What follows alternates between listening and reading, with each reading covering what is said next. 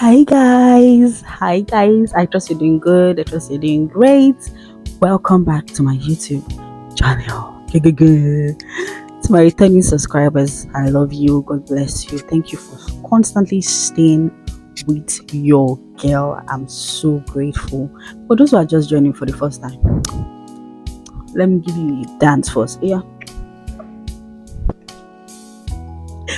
my dancing skills. I'm so excited to have you join me. Yeah, thank you so much for clicking the link to listen to this video, and please don't forget to subscribe. Like, you can subscribe right away. Okay, let's get to the gist for today. So to my gist for today, just like I promised for my last video, I said I was going to share some things with you today, and yay, today is my anniversary. And what I would like to share with us today, I would like to share 8 things that, for me, based on what I've come to learn by being married through my relationship from courtship to this very point. 8 things that are very important, that as women, I might be talking in the direction as might be centered around women, but this is also going to be very important for men, because same thing applies even if it is a woman or a man. But 8 things that I believe and I feel that you must have. Firstly, you must see in the person or your partner that you want to get married to. For me, number 1, conviction. This is something you need to have before going into a relationship, especially a relationship that will lead to marriage. I believe it is very important that you have your convictions. And this is why we get to hear people say, is it God's will for you? Is it not God's will for you? The major point is, what are your convictions? So as regards this person that you have in the picture currently, what are your convictions about him? What are your convictions about her? When we talk about convictions, why these convictions are very important is because there are going to be challenges when you come into marriage. Forget if there can be challenges in the process of courting or dating, how much more in marriage? It will even be worse in marriage. Why? Because in courtship or during the process of dating, you can, as much as possible, try to code something. Not necessarily code because you want to code, or you may still try to have a balance to some things, as far not really react, or as far not bother yourself about certain things. Or when you get into marriage, you begin to take those things as big deals compared to how you were probably taking it before. Not because of you're trying to change or anything, sometimes not because you're trying to change, but that's just why just some things that happen when you begin to stay with people for a long time. But one thing would sustain you, and what would sustain you is your conviction about that person. When you look at the person you want to get married to, or the person you believe you have a future with, you have convictions about this person. Like, oh, you have a certain peace, do you have a word God has said to you about this person? When you see this person, that sometimes when you see the person, sometimes that some challenges will come. No matter how bad the challenge may be, what will still keep you in that marriage would be the thing you heard or what God told you about the person, the convictions you have. So yes, for me, my number 1, convictions. What are your convictions about this person? My number 2 is, does this person fear God? This is very important. Why is it important? I remember while growing up, I think I was in university at that time, I remember. And I remember saying something, and I told God, I want a man that will love me as Christ loved the church. Why? Because it's very important that the person you're getting married to fears God.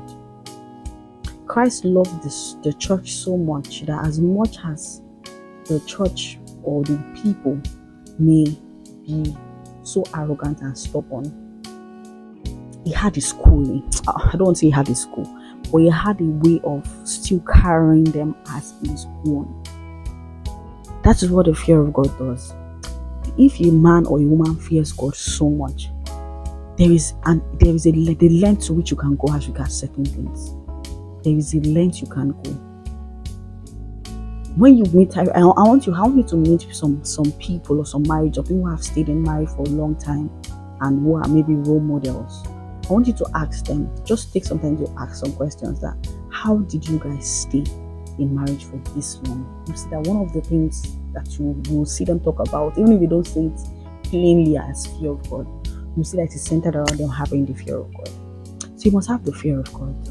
That's my number 2. I don't want this to just be so long. My number 2 is fear of God. My number 3, attraction. Is it physically attractive? Is it emotionally attractive to you? It's very important too. I see a lot of people put some things out and they are saying, don't marry for beauty, don't marry for handsomeness, anything like that. My dear, ensure the person you are getting married to is attractive to you. Funny thing, the person may not be attractive to other people, but you need to make sure it's attractive to you. If possible, let there be something about him you love so much.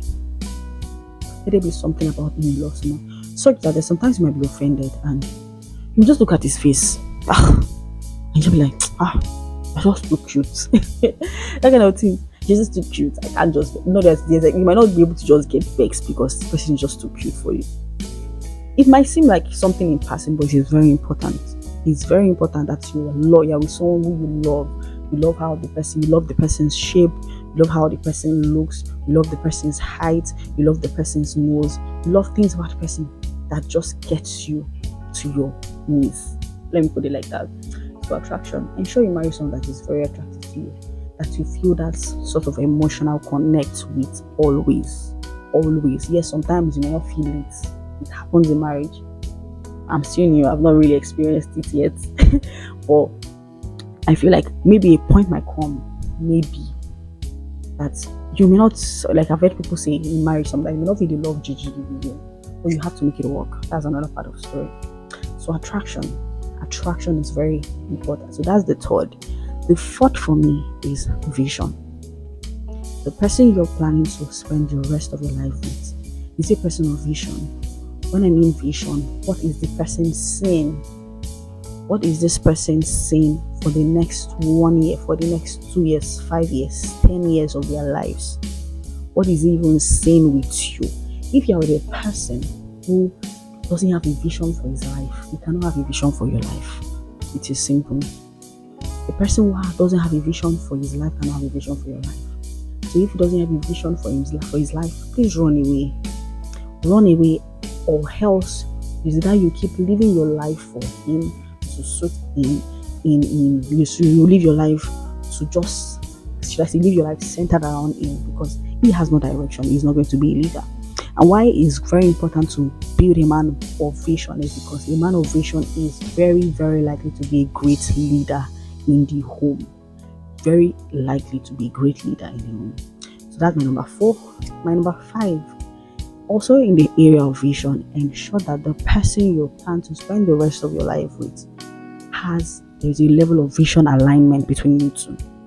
When I mean vision alignment, I'm not saying, the person must be a doctor. You must be a doctor. If you're a doctor, the person must be a doctor. Or if you are a pharmacist, the person must be a pharmacist or a lawyer. Nothing of that. When I mean vision alignment, it means the purpose of why we both exist. There is a center focal point, in the sense that when you look at both of your lives, you can say, this is where we're headed. So you might be a doctor, I may be a pharmacist, but this is where the direction of our life is headed. It makes it very easy for married people to, it makes it easy when you even communicate. It makes communication interesting. For me and my husband, for example, we have a center for, that, as regards our life, one of the biggest parts of our lives is ministry. One of the biggest parts of our lives is speaking about Jesus. So it makes it easy for us. And whatever we're doing, we always have something to talk about. We always have something to gist about. We always have something to say. Do you get? So these things also help in more like when you have a focal point or an alignment in your vision together. It makes it easy for you to always know what can spice up your relationship. So that is my number 5. So for my number 6, the person must be humble and teachable. This is very important because in marriage, first thing I've come to understand by being married is, firstly, I'm trying to look for how to say it. Something must surely happen. When I mean happen is, there might be a little misunderstanding. There might be a way you probably would love for your things to be done, or love some things to be done or handled and may not be handled that way, because yes, this person is just coming into your life just knowing about you. The person also has his own way of doing things. Things like this might happen, like clashes. But what would help both of you to, should I say, to I don't want to use savage, or walk around that situation, is dependent on the state of your heart and the state of the heart of that person. Is this person humble enough to understand that, oh, this person the person was not, we're not tied together. We didn't come down from heaven together. We are from different tribes, we are from different nations, we are from different families. This person's heart humble enough, firstly, to listen. Is this person's heart humble enough to listen, to hear, to obey? Is this person teachable in such a way that when you make corrections about certain things, the person is willing to learn? The person is first of all willing to hear when you say it, and the person is willing to learn. This is very important, because misunderstandings could come up at any time. Maybe the very littlest things, maybe very little things, but sometimes misunderstandings will always come. You can't put two people together in a house and you don't expect something that you probably did not expect to happen, or something you didn't like to happen. It's not going to be possible. But it takes a heart of humility. It takes a heart that is teachable to easily walk around that situation. So yes, humility and teachability. So for my number 7 is your partner must be a person that has a heart for people and has a heart for family. Why? Because there are some things that are just signs that you should observe. If you find the person that treats you right and doesn't treat other people right, or doesn't treat his family or her family right, I want you to know that one day it will backfire, because those little things are signs. If your partner is someone who doesn't want to interact with your friends, if your partner is not someone you want to interact with, or maybe at this stage, saying, don't worry, don't tell your parents yet, or let's not involve our parents yet, and you feel this person is already giving you a heads up that, oh, I want this to lead to marriage, and the person is doing like that, those are signs. If the person is like, oh, let's not see your friends, maybe later, and it keeps on repeating itself, or you see this person actually reacting in certain ways, maybe to his co-workers, or maybe to his friends or proteges, and you see this person really acting a certain way to them, but the person still keeps showering with love, my dear, those are signs. Those are signs that if you can treat people that way, you will be no exemption. All that is required is time. Time will reveal itself. So that is one other big sign. Does this person have a heart for people? Does he have a heart for his family? How does he treat people around him? How does he treat his family? If this person treats people and his family right, my dear, you are in for it. Meaning you have got it right. You've got it right. You've got it right, because he will definitely treat you right. So my last one, which takes me to number 8. So, and lastly, which is number 8, is your partner purpose-driven? When I mean purpose-driven, it is possible that your partner is a person of vision, or your partner's vision is only at the level of head, or only at the level of my journal. When I'm talking of purpose-driven, is your partner very firstly passionate about his vision? Is your partner like constantly driven, propelled towards ensuring that his vision comes to the point of manifestation? Is he so driven to the point that is after his vision coming into manifestation? Or do you have a partner that is like, hey, we'll do it tomorrow, every time we'll do it tomorrow. That place, we're supposed to go there today. Babe, let's just leave it to go tomorrow. And your partner is someone who just keeps on procrastinating, keeps on moving things, shifting things, keeps on saying, we'll do it.